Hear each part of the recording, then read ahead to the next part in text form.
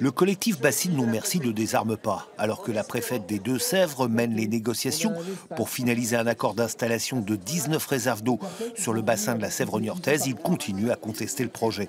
Pour eux, la concertation actuelle, dont ils ont été exclus, est trompeuse.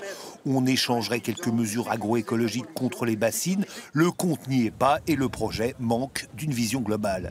Parce qu'aujourd'hui, le processus, c'est à ça qui va aboutir, c'est qu'il y a 2-3 mesurettes, on reverdit le projet, mais sur un périmètre très très limité. Et quand on rentre dans la technicité de comment se construisent ces mesurettes, on s'aperçoit qu'elles seront très très en deçà des attentes sociétales.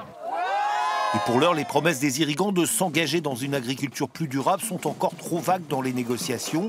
C'est en tout cas le point de vue de la Confédération paysanne qui, elle, continue pourtant à siéger à la table. C'est mené par la Chambre d'agriculture et la COP de l'eau, qui sont un peu jugés partis.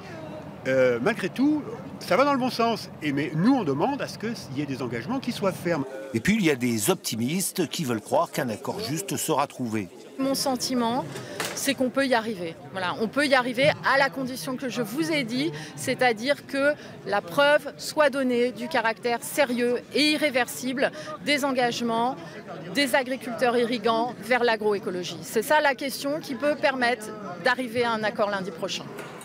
Les manifestants aujourd'hui sont allés jusqu'à la préfecture pour bien dire que pour eux, on est encore loin du consensus.